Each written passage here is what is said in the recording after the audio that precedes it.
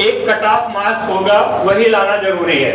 जैसे इस बार की कट ऑफ गई थी 114.75, इसमें कोई भी जैसे 3 कट ऑफ सेम थी, यूआर की, ओबीसी की और शायद ईडब्ल्यूएस की। तीनों कट ऑफ में ईडब्ल्यूएस की कम थी, यूआर और ओबीसी की दोनों की कट ऑफ 114.75 गई थी। इस बार तो अभी इसका फाइनल रिजल्ट आने वाला है, कई लोग दिए मेंस। अब यहाँ पे चाहे तो आपका 115 नंबर आया हो, चाहे आपका 195 नंबर आया हो, उससे कोई मतलब नहीं है, क्योंकि प्री सिर्फ क्वालिफाइड नेचर का है, इसके नंबर ऐड नहीं होंगे आगे। ठीक, क्वालिफाइड नेचर मतलब तो समझते हैं, इसका मार्क्स आपका नहीं जुड़ेगा जब रिजल्ट बनेगा। इसके बाद मेन होता है मेंस, सीजीएल का जो मेंस होता है, यहीं पे पूरा खेल है और यहीं से पूरा सिलेक्शन होता है।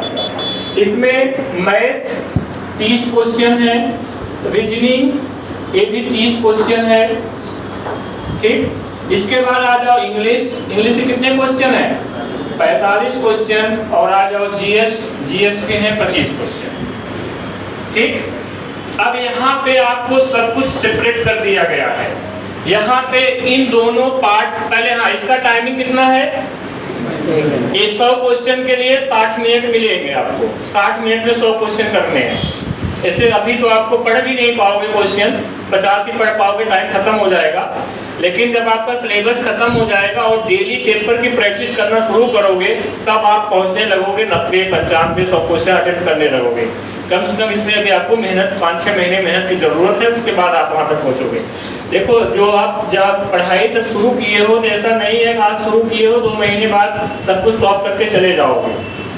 सिलेक्शन उसी का होता है जो कंटिन्यू लगा रहता है। ये नहीं कि सोचो 1 महीना पढ़ लिया, अरे मेरे को थोड़ा कम समझ में आ रहा है, चलो चलते हैं, फिर आप क्या करोगे लाइफ में? अगर आप 2 महीने 3 महीने पढ़ के छोड़ देते हो तो क्या करोगे? कोई फ्यूचर है? आप सोचो, अगर आपका आप मतलब इसमें बहुत लोग बीएससी किए होंगे, कुछ लोग बीए कर रहे होंगे, कुछ लोग कर चुके होंगे। अगर आप पढ़ाई छोड़ देते हो, पढ़ाई छोड़ने के बाद आपके पास कोई भी मुझे ऑप्शन बता दो, प्राइवेट जॉब में जाओगे 5000, 6000, 10 घंटे 12 घंटे काम करवाएंगे, 10,000 देंगे। अपना बिजनेस शुरू करोगे, बिजनेस अपना शुरू करोगे तो आपसे जो ज्यादा पैसे वाले हैं वो आपको दबा देंगे। तो ऑप्शन क्या बचता है? पढ़ाई करने का। तो रेगुलर पढ़ाई करो, बस अपने अंदर निगेटिविटी हटाने देना कि हमने 4 एग्जाम दिया हमारा क्वालिफाई नहीं हुआ, 5 एग्जाम दिया नहीं क्वालिफाई हुआ। जब आप एक लेवल पे पहुंच जाओगे तो ऑटोमेटिक एग्जाम क्वालिफाई होने लगेगा। अभी आप लोगों के बीच में 1 हफ्ते पहले तो यहाँ पेमेंट किया है कि अभी 21 साल में सिलेक्शन तो दिया है, आप लोग नहीं थे। अभी 21 ईयर में जस्ट सोनाली का सिलेक्शन हुआ है यहाँ से, इसी बैच की थी, अभी जो पहले की बैचेस थे उसमें पढ़ रही, 21 साल की एज में सिलेक्शन दिया। तो यहाँ पे देखो, पहले ये आपका प्री वाला पार्ट हो गया, फिर मेंस पे आते हैं। मेंस में इसके लिए आपको 60 मिनट मिलेगा और इसके लिए अलग से 60 मिनट मिलेगा। ठीक है, इन दोनों के लिए अलग से 60 मिनट, इसके लिए अलग से 60 मिनट मिलेगा। पूरा ये कितने का हो गया? 2 घंटे का। ये कितना क्वेश्चन है? 60 क्वेश्चन है, एक क्वेश्चन 3 नंबर का, तो 6 3 18। ये भी ये कितने क्वेश्चन है? 70 क्वेश्चन, एक क्वेश्चन 3 नंबर का, कितना हो जाएगा? 210। कितना आ गया? 390। इसी 390 नंबर में आपकी मेरिट बननी है। 390 नंबर में आप अच्छा स्कोर करोगे अच्छी पोस्ट, खराब स्कोर करोगे तो खराब पोस्ट, और बहुत खराब स्कोर रहेगा तो बाहर। ये सब चीजें यहाँ पे डिपेंड करेंगी। ठीक, अब इसके बाद जो जिस दिन मेंस होगा उसी दिन आपकी पूरी कहानी सब कुछ हो जाएगा। उसके बाद केवल रिजल्ट का इंतजार करना है। 2 घंटे का मेंस हो गया। इसके बाद लगे हुए 15 मिनट का एक कंप्यूटर का टेस्ट होगा जिसमें एक्सेल वगैरह पे क्वेश्चन आते हैं। इसके भी शायद 20 क्वेश्चन है। ठीक है, 15 मिनट में 20 क्वेश्चन है, जिसमें से 25% अंक लाना अनिवार्य है। तो 20 क्वेश्चन में आपको 6 क्वेश्चन करने सही जरूरी है। 6 से कम करोगे तो आपका ये वाला पार्ट काउंट, ये वाला इसकी चेकिंग नहीं होगी। अगर इसमें आप क्वालिफाई नहीं कर पाए, इसके मार्क्स नहीं जुड़ेंगे। 60 नंबर का है, इसके मार्क्स नहीं जुड़ेंगे। लेकिन अगर ये क्वालिफाई नहीं कर पाओगे तो आपका पेपर चेक नहीं होगा। चाहे आप इधर टॉपर हो, 390 नंबर 390 नंबर ला रहे हो, लेकिन अगर इसको नहीं पास कर पाओगे तो आप फेल कर दिए जाओगे। ठीक है यहाँ तक। इसके बाद आपको 2 घंटे की छुट्टी मिल जाएगी। 9 से 11:15 तक आपका पेपर हो गया है पूरा। फिर 11:15 से 2 बजे तक आपकी छुट्टी रहेगी, फिर 2 बजे आपकी फिर एंट्री होगी, फिर 2 बजे से 2:15 बजे तक टाइपिंग के लिए आपको प्रैक्टिस करने का 15 मिनट मिलेगा। 15 मिनट आप कीबोर्ड वगैरह चेक कर लो सही चल रहा है कि नहीं। फिर 2:15 से आपका 2:30 बजे तक 15 मिनट की टाइपिंग होगी। टाइपिंग की स्पीड 28 वर्ड पर मिनट लाना मैंडेटरी है। टाइपिंग लगभग 75% जो आपकी जॉब है सीजीएल में 75% लगभग पोस्ट पे टाइपिंग मांगता है, 25% एक पोस्ट होती है जिस पे टाइपिंग नहीं मांगता है। इसीलिए आपको टाइपिंग भी सीखना जरूरी है। इंग्लिश में टाइपिंग आती है, आराम से 15-20 दिन महीने में हो जाती है, इसमें कोई दिक्कत नहीं है। ये पूरा सीजीएल का प्रोसेस है एग्जाम का, मेंस का। सीजीएल में जो आप लोग पोस्ट जानते होगे, कौन कौन सी जानते हो? हाँ, सबसे बढ़िया वाली कौन सी है?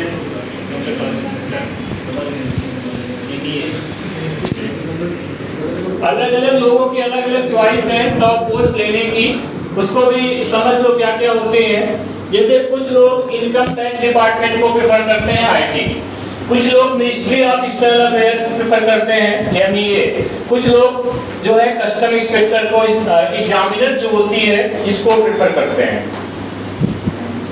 ठीक, एग्जामिनर। ये तीन ही मेन चॉइस होती है सबसे पहले टॉपर की, income tax, ministry of external affair और एग्जामिनर की। एग्जामिनर की पोस्ट में पैसा बहुत है, ये कस्टम इंस्पेक्टर बनते हैं, लेकिन इसमें कमी ये है कि आपका सिलेक्शन होगा तो अपने देश में 11 कोस्टल एरियाज हैं, ये चेन्नई हो गया, जहाँ पोर्ट है हमारे, सिर्फ आपका सिलेक्शन वहीं होगा और वहीं ज्वाइनिंग होगी।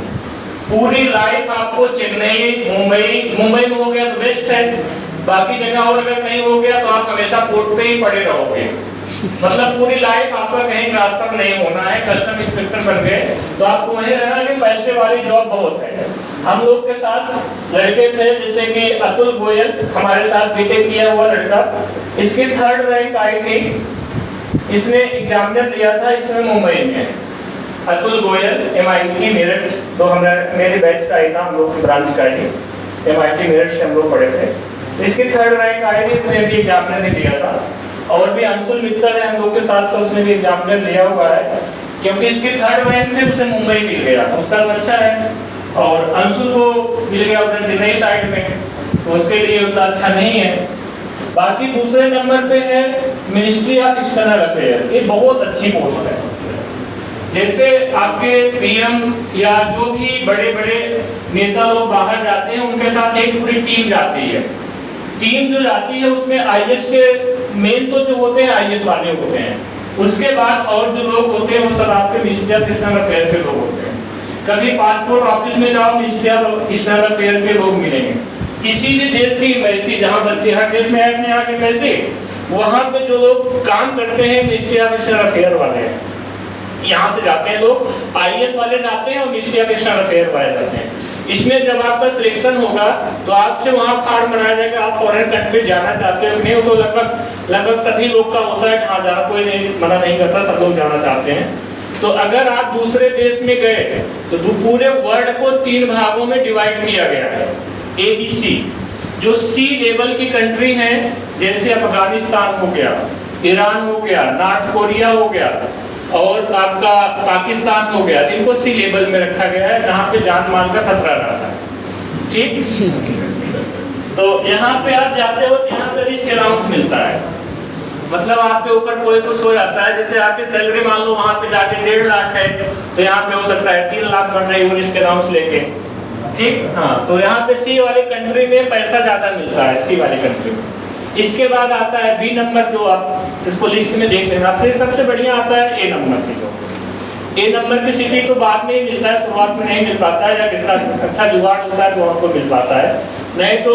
और अगर आप मिनिस्ट्री ऑफ एक्सटर्नल अफेयर में जाते हो, जिस भी देश में आपका ज्वाइनिंग होगी, वहाँ की सारी फैसिलिटी आपके लिए फ्री रहती हैं। मेडिकल की फैसिलिटी, चाइल्ड एजुकेशन, और मदर फादर को 6 महीने के लिए वीजा बनता रहता है, तो घुमाने उनका जो खर्चा आएगा पूरा, नौकर चाकर सब आपको मिलते रहते हैं। गाड़ी घूमने के लिए मिलती है, गाड़ी यहाँ पे भी देखोगे मिलेगी, तो ये वाला झंडा मिलता होगा आपको, लखनऊ में जैसे लगा हुआ मिलता होगा झंडा, दूसरे कलर की गाड़ी होती है। तो बहुत अच्छी पोस्ट है।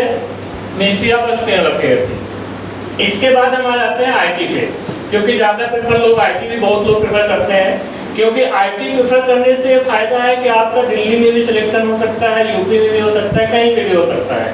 एग्जामिनर में सिलेक्शन होगा तो केवल आप कोस्टल एरिया में जा सकते हो, लेकिन इसलिए जो टॉपर होते हैं वो अपने ऊपर सब लोग डिपेंड करता है। कुछ लोग एग्जामिनर जिसको बहुत ज़्यादा पैसा कमाने की भूख है एग्जामिनर में, उससे कम है, अच्छी जगह पे जाना चाहते हैं तो आईटी में, और वर्ल्ड घूमने का मन है तो नहीं है, टॉपर ये 3 पोस्ट ज़्यादा प्रेफर करते हैं। इसके बाद आगे देखते हैं, क्योंकि इसमें टोटल इस समय 29 से ज़्यादा पोस्टेज हैं, इसमें पोस्ट हैं लोग। सर ये एग्जामिनर वही कॉपी चेक करना? हाँ, एग्जामिनर कॉपी चेक करने में नहीं होता, एग्जामिनर से कस्टम इंस्पेक्टर। अच्छा ठीक, आगे देखते हैं। इन 3 पोस्ट हो गए जिसको सबसे ज्यादा लोग प्रेफर करते हैं। जो कोई भी टॉपर होगा इन्हीं 3 में से कोई एक पोस्ट लिया होगा, वो अपने ऊपर चॉइस पे डिपेंड करता है कौन क्या ले रहा है, सबकी अलग अलग चॉइस है। इसके बाद आ जाओ, आप लोग आईबी का नाम जानते हैं, सीबीआई का नाम जानते हैं, जितनी भी मिनिस्ट्री हैं, जितनी भी ministry of railway, ministry of headquarter, arm force headquarter, और जितनी भी मिनिस्ट्री आप लोग जानते हो, सीएसएस, सब कुछ जो है सीजीएल के अंदर ही आता है। सारी मिनिस्ट्री में पोस्ट ले लो तो इतना फायदा है, आपकी पूरी रात दिल्ली में कट जाएगी, ठीक है, और फैसिलिटी पूरी मिलती है। मिनिस्ट्री की पोस्ट सारी की सारी दिल्ली में ही है, तो मैक्सिमम आप अगर सिलेक्शन ले लेते हो किसी भी मिनिस्ट्री में तो दिल्ली में आपको रहने का मिल जाएगा। सबके सब 4600 पे स्केल की और कुछ 4200 पे स्केल की जॉब है। इसके बाद आप कुछ लोग का बहुत शौक होता है आईबी और सीबीआई में जाने का, तो वहाँ से भी यहाँ से भी मौका मिल जाता है आपको आईबी में जाने का, सीबीआई में जाने का। उसके बाद प्रिवेंटिव ऑफिसर, उसके बाद आपका होता है प्रिवेंटिव ऑफिसर, आप देखे होंगे जो नवल एकेडमी में रहते हैं, उसमें व्हाइट ड्रेस वाले आपके अच्छे की मूवी एक आई थी अक्षय कुमार रुस्तम, उसमें जो ड्रेस है वो मिलती है ड्रेस आपको प्रिवेंटिव ऑफिसर, वो होते हैं प्रिवेंटिव ऑफिसर, जो उसमें मिलती है वो भी सीजीएल के थ्रू ही जाते हैं। इसके बाद जब ये सब पूरी मिनिस्ट्रियल पोस्ट और ये सब पोस्ट हो जाएंगे, फिर आएंगे हम लोग 2800 पे स्केल वाली जॉब पे। 28 जो भी ऑडिटर होते हैं, जो आपका लोअर पीसीएस स्टेट में होते हैं, यहाँ पे भी ऑडिटर बनते हैं, सिर्फ 2 डिपार्टमेंट में ऑडिटर की पोस्ट है। उसके बाद फिर टैक्स असिस्टेंट वाली पोस्ट है, और इसी में अब पोस्ट इस बार नई पोस्ट ऐड हो गई पोस्टल असिस्टेंट की, वो भी असिस्टेंट लेवल की है, 2400 पे स्केल की जॉब है, जो अभी इस बार ऐड हुई है। तभी इस बार 37,000 वैकेंसी आई है, क्योंकि 27,000 तो अकेले पोस्टल डिपार्टमेंट की है, लगभग 25,000 के आसपास, बाकी 10-12,000 पूरे में है। इनमें मैंने अभी आपको एक पोस्ट के बारे में नहीं बताया, वो पोस्ट है AAO की, assistant account officer, assistant audit officer. पूरे सीजीएल में एक ही पोस्ट है जो गजेटेड पोस्ट है, बाकी सभी पोस्टेड नॉन गजेटेड है। बाद में प्रमोशन हो के भले गजेटेड बन जाओ, लेकिन इसमें सिर्फ एक ही पोस्ट है जो गजेटेड होती है, ठीक। एक होता है जैसे गजेटेड अधिकारी होते हैं, जो किसी चीज को आप मार्क कर सकते हो तो आपकी वैल्यू रहेगी, तो AAO। लेकिन इसमें क्या है कि आपने 390 नंबर अभी जोड़ा था, उसके अलावा इसका एक पेपर और होगा मेंस में, जिसमें क्या आता है, इकोनॉमिक्स आती है और अकाउंट आता है। इकोनॉमिक्स और अकाउंट का एक पेपर अलग से होता है इसके अतिरिक्त, जो आपने दिया हुआ था, तो इसकी ग्रेड अधिक अलग से बनती है। केवल यही एक जॉब है जो 4800 पे स्केल की है, बाकी सभी जॉब जैसे आपने एग्जामिनर, आईटी, ये सब मिनिस्ट्री, ये सब 4600 पे स्केल की जॉब है। अब कुछ लोग समझते हैं 4600 पे स्केल है तो पैसा कितना मिलेगा, ये भी तो है।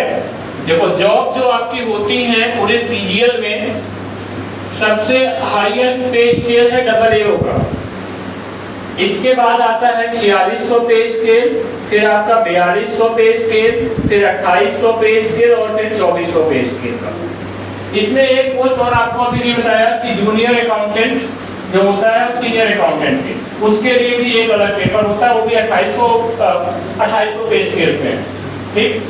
जैसे 4800 जो पे स्केल है, इसकी सैलरी प्रेजेंट में 70,000 से ऊपर बनती है। जो आपका बेसिक है, बेसिक जैसे इसका जो बेसिक आता है, इसका बेसिक आता है 29,200, जो 2400 का बेसिक आता है 25,000 कुछ ऐसे ही, और जो 4200 का बेसिक है 36,000 के ऊपर है, इसका बेसिक भी ऐसे ही है।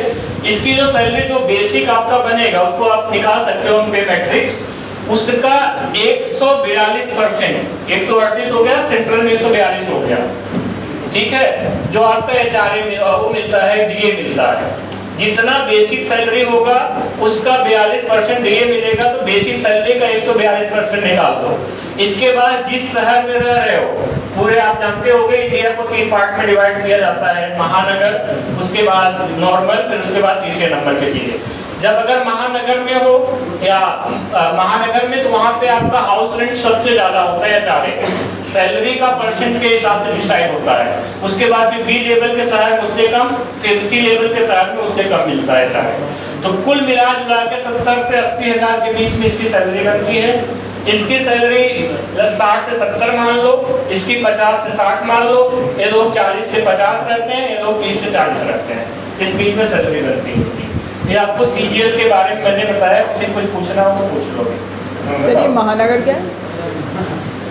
लखनऊ एक महानगर है, दिल्ली एक महानगर है, कानपुर एक महानगर, मेरठ एक महानगर है। ऐसे यूपी में कितने महानगर? महानगर एक्चुअली जो मेन शहर है वहाँ पे एचआरए ज्यादा मिलता है। अभी सोचो आजमगढ़ चले रहे तो आजमगढ़ सी लेवल में आएगा, ए लेवल में आपका इलाहाबाद, जैसे आ गया लखनऊ आ गया, हो सकता है कि बी लेवल में आपका इलाहाबाद हो, सी लेवल में आपके जैसे आजमगढ़ हो गया, मऊ हो गया, जो आउटर चीजें हैं वहाँ पे आता है। तो एक जो आप लखनऊ में रहोगे तो सबसे ज्यादा एचआरए मिलेगा। उसके बाद जैसे ही आप दूसरे जिलों में जाओगे वहाँ एचआरए कम होता जाएगा, हाउस रेंट। चलो सीएचएसएल के बारे में अगली क्लास में बताएंगे। कितना टाइम हुआ? तो सीएचएसएल के बारे में थोड़ा बता ही देते हैं, उसके बाद देखेंगे। सर ये आईबी और सीआईबी वाला जो है ये एसएससी के थ्रू दूसरा मतलब जैसे सीएचएसएल का आता है फॉर्म, वैसे आईबी का अलग से भी फॉर्म आता है, इससे भी सिलेक्शन होता है, दोनों से होता है। अच्छा सीजीएल के थ्रू? हाँ, आईबी का डायरेक्ट 700 वैकेंसी लगभग हर साल आती है, 700, 500, 600 हर साल आती है, वो अलग से भी आती है, इसके थ्रू भी होता है। आईबी की जॉब बहुत सीक्रेट जॉब है, वो सबके बस की नहीं होता करना। हो आईबी की जॉब में आइडेंटिटी सबको छिपाना पड़ता है, बहुत ही सिक्योर वैसी जॉब होती है, वो सबके लायक जॉब नहीं है, अच्छी जॉब नहीं है। बस जोश जोश में कुछ लोग सिलेक्शन ले लेते हैं। सीबीआई में हम लोग के साथ पेपर रखा गया है, जोश में नए सीबीआई ऑफिसर बनेंगे, बाद में कह रहे हैं फालतू जगह आ गए। चलो अब आगे देखो सीएचएसएल। सीएचएसएल का प्री वही है जो सीजीएल का प्री है। और हाँ, मेंस के जेब में सोचना कि मेंस बहुत हार्ड आता है, जो आपका प्री होता है वही सेम टू सेम मेंस होता है, कुछ भी डिफरेंस नहीं है, सेम लेवल के क्वेश्चन आते हैं, सब कुछ सेम है। आपको सीट पे मैंने मेंस के क्वेश्चन डाल रखे हैं, आपको बीच मिले होंगे, परसेंटेज के 6-7 क्वेश्चन पे मैंने डाल रखा है। तो जो प्री होता है वैसे ही मेंस होता है, बस यूट्यूब वाले बेवकूफ बनाने के लिए ये हार्ड क्वेश्चन ये क्वेश्चन करवाते हैं, कुछ नहीं होता। प्री मेंस सब कुछ सेम होता है। ये जो लेवल आपका प्री का रहेगा वही लेवल लगभग मेंस का रहता है। इस बार तो प्री से भी कम लेवल का पेपर आया था, जो मेंस वाला पेपर आया है, जो अभी 2 मार्च, 3 मार्च, उसके बाद 6 मार्च और 7 मार्च को हुआ है। तो मेंस प्री से भी कम लेवल का पेपर था मेंस का। सीएचएसएल का प्री सीजीएल का प्री सेम होता है। सीएचएसएल का मेंस में लगभग वही चीज है, 30 बस उन्होंने इंग्लिश को कम कर दिया है। इंग्लिश को कितना कर दिया है? 40 कर दिया है, और इधर जीएस को 20 कर दिया है। 60 और 60 हो गया, कितना? 120, 12, 3, 36, 360 नंबर का होगा। इसके बाद टाइपिंग हो जाएगी। अब आते हैं एमटीएस में, सबसे छोटी पोस्ट 10th लेवल की। इसमें ना तो मैथ का कोई मतलब है, ना तो रीजनिंग का कोई मतलब है, ठीक? केवल मैथ का क्वालिफाई करना है, रीजनिंग क्वालिफाइंग नेचर का है, और केवल सिलेक्शन होगा आपका जीएस और इंग्लिश के दम पे। दोनों के 25-25 क्वेश्चन है, जितना अच्छा स्कोर कर लो सिलेक्शन हो जाएगा, ठीक? इसमें आपका मैथ और रीजनिंग सिर्फ क्वालिफाइंग नेचर का, इससे कोई मतलब नहीं है। किसमें? एमटीएस में? सीएचएसएल में टैक्स असिस्टेंट की, जैसे जो डिपार्टमेंट थे सारे के सारे वही डिपार्टमेंट मान लो, उसमें जो टीए की पोस्ट होती है टैक्स असिस्टेंट की, उस टाइप की पोस्ट होती है 1900 और 2400 ग्रेड पे। बस सीजीएल से एक स्टेप इनको नीचे मान लो, बस कहने के लिए तो वही है। सी ग्रुप की जॉब ये भी है, जो सीजीएल में आप 2400 ग्रेड पे की जॉब पा रहे हो, वही सीएचएसएल से भी आप पा रहे हो। बस ये है कि 12th लेवल पे हो जाती है, ग्रेजुएशन लेवल पे हो जाती है। यहाँ से आपका प्रमोशन थोड़ा जल्दी हो जाएगा, यहाँ थोड़ा लेट होगा, बस इतना फर्क है। ये उसमें 2 लेवल की जॉब है 1900 में, एक CHSL में एक 1900 वाली होती है और एक 2400 वाली होती है। 2400 सीजीएल के बराबर है, 1900 वाले सीजीएल से नीचे है। एमटीएस जो होती है सबसे लोअर पोस्ट है। एमटीएस में सिलेक्शन होता है तो आपको डाक वगैरह लगानी पड़ती है। पानी पिलाने वाला काम खत्म हो गया है, पानी पिलाने वाला काम अब नहीं होता है, तो डाक को लगाना होता है। वैसे भी आजकल सब लोग जो सीजीएल जो देते हैं, सीजीएल का मेंस दे रहे हैं, वो लोग ये लोग एमटीएस का भी पेपर देते हैं। मैं सोच रहे हैं एमटीएस है तो सरल होगा। जो लोग सीजीएल क्वालिफाई होंगे सब के सब एमटीएस दे रहे होंगे, ठीक है। तो इनका लेवल लगभग सेम ही रहता है। बस एक आपको जॉब चाहिए, कौन सी जॉब जल्दी लग जा रही है, इसके बाद तो आपको आगे बढ़ने के चांसेस तो हैं ही। चलो ठीक है, रिवाइज करके आना, बाकी कल पढ़ाएंगे। सर हाँ बताओ। सर, ये जो ट्रांसपोर्ट नगर ये जो होते हैं ये क्लर्क ये इन्हीं से जाते हैं ना CHSL की तरफ? इसमें जो ट्रांसपोर्ट नगर में जो ड्राइविंग लाइसेंस बनाते हैं? नहीं, रोज यूपी डिफेंस सिस्टम। अच्छा ठीक है।